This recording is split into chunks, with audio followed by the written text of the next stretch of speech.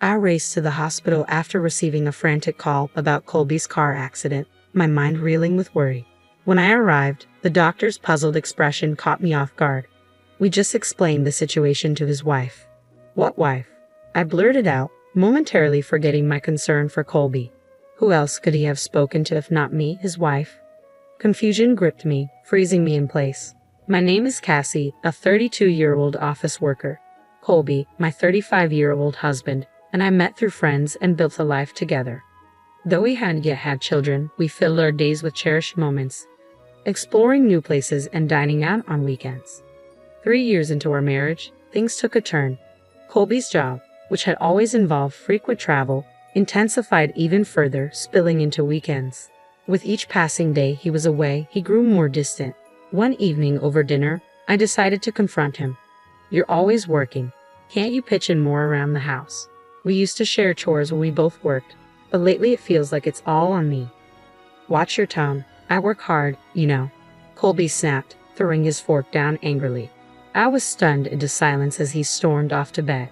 I sensed something was amiss with his sudden outburst. Lately he hadn't been discussing work at all. Colby used to bring back souvenirs and share stories from his trips, but that had dwindled. Was he really working as much as he claimed? I tried not to dwell on it, but the suspicion cast a dark shadow over my heart. A week later, while Colby was in the shower, I brought him some clothes. I'll leave your pajamas on the shelf, okay?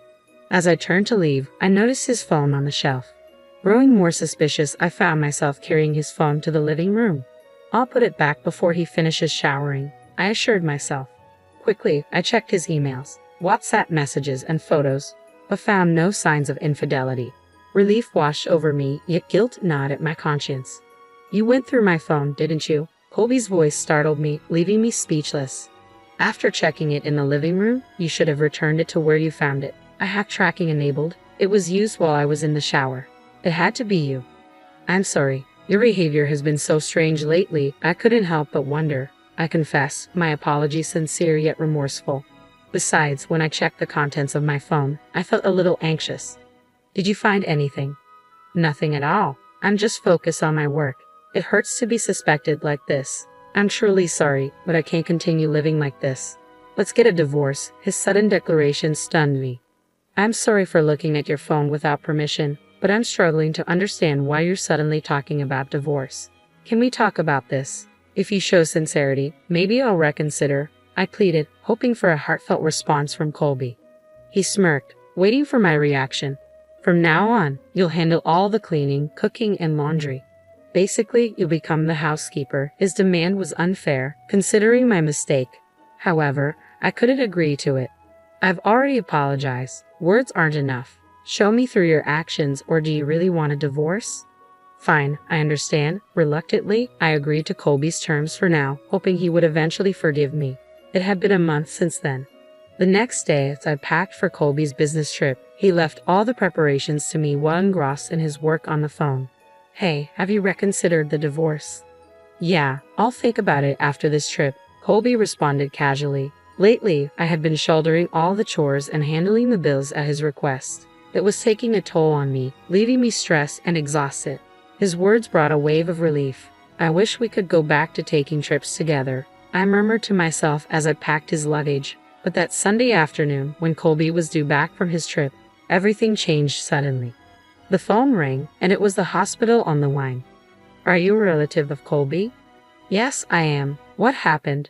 My heart raced as the nurse explained that Colby was unconscious after a car accident. She had found our home number in his schedule book and called me. Without a moment's hesitation, I rushed out of the house and headed straight to the hospital.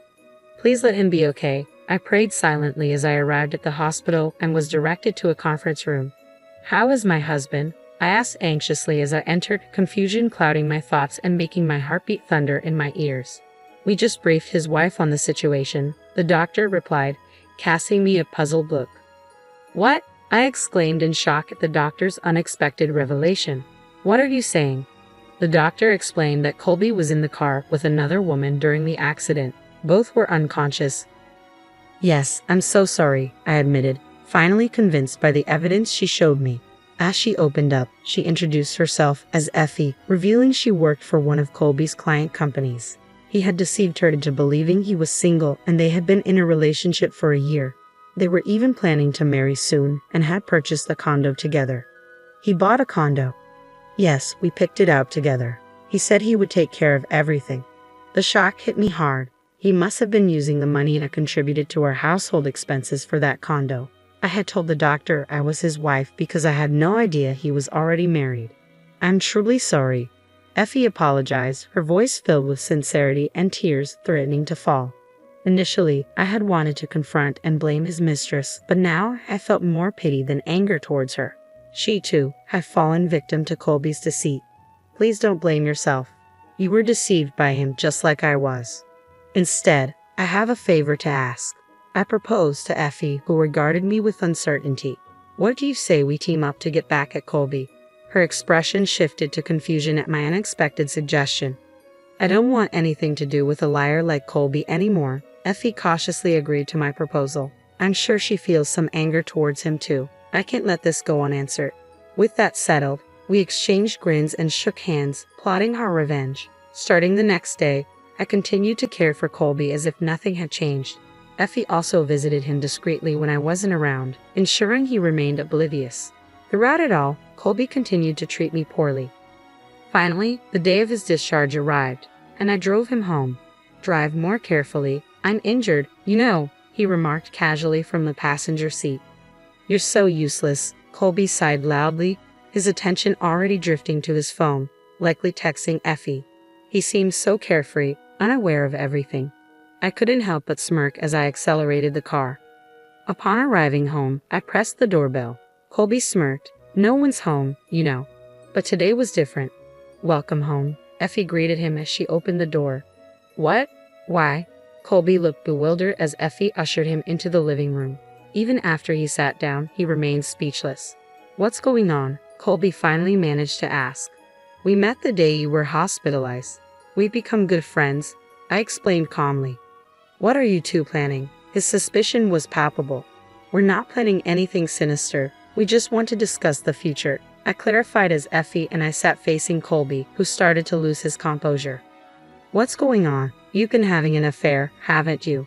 Pretending to be on business trips while actually with her. You've even bought a condo to live together. You threatened divorce just to be with Effie, I accused, my voice tinged with hurt and anger. Colby fell silent for a moment before defiantly meeting my gaze. Of course, I'd rather be with a younger woman like Effie than with an old hack like you. So, you're going to divorce me? I nodded, trying to mask my own hurt.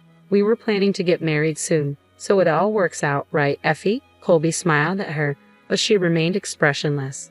I won't marry you, Colby, Effie stated firmly. What? I almost chuckled at Colby's stunned expression.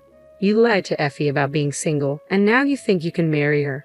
But you're leaving me, Effie. There's nothing stopping us now. Effie let out a deep sigh. After seeing how you treat your wife, I have no desire to marry you. I can't subject myself to that, Effie said firmly, her tone resolute. Colby's pleading tone sent a shiver down my spine. Why did you bring Effie here? You're confusing her. Fix this. Actually, I'm glad Effie could see the truth for herself. And here are the divorce papers. I've signed and stamped them already. You just need to do your part, I stated calmly, handing over the paperwork. It seemed Colby had been lost in a fantasy of a blissful life with Effie, oblivious to the practical and emotional consequences. Of course, you'll have to pay. You had an affair. I have plenty of evidence, including WhatsApp messages and photos from Effie, I stated firmly. No way. I'll also be seeking damages since you deceived me into thinking we were in a serious relationship with plans to marry. Being with a cheater like you makes my skin crawl. Don't ever contact me again. Between Effie and me, you're looking at about $4,000 in damages. Just so you know, I concluded, my voice unwavering. Initially trembling with anger, Colby's knees buckled, and he began to shake with anxiety. That's impossible. I just bought a condo. That's not our problem, Effie asserted as we stood over Colby, who hesitated before finally crawling over to my side. I made a mistake, okay? It was a moment of weakness. I'll never cheat again. Please give me another chance, he pleaded, looking up at me with clasped hands as if praying. Stand up, I commanded, my disgust mounting at his pleading expression. You were ready to leave me. How can I trust anything you say? Don't bother. From now on, communicate through my lawyer and ask for that condo. It's marital property, so we'll be splitting that too. What? What is this? Colby seemed stunned, clearly having daydreamed about a blissful life with Effie without considering the financial implications. Leaving our lawyer's business card on the table in front of him, Effie and I stood up and walked away. Wait, what am I supposed to do if both of you leave me? My leg isn't even healed yet. Colby's desperate plea echoed down the hallway, followed by a loud thud as he stumbled with his crutches. Effie and I exchanged a glance but remained unmoved, leaving him to struggle on his own. I never want to see your face again. Goodbye, I declared firmly as we walked away, leaving Colby behind. Later, the divorce proceeded smoothly, and I successfully claimed damages in court. News spread through his workplace, leading to Colby's suspension for misusing company resources to contact his mistress. Eventually, he resigned. The condo he purchased with Effie was sold to cover the court-ordered damages, leaving him burdened with a substantial debt, job hunting, and living frugally in a modest apartment. Meanwhile, Effie found happiness with a wonderful man and is now in a promising relationship with marriage on the horizon. I sincerely wish her the best. Life has proven to be unpredictable, and I never imagined finding myself in such a situation. Despite uncertainties about the future, I've resolved to cherish each day and make the most of it.